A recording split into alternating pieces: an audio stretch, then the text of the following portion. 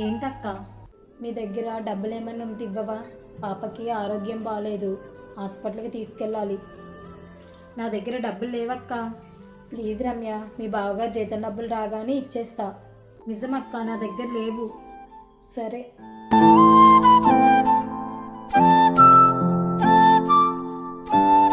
రమ్య, నిన్ను ఒకటి అడిగితే చెప్పు.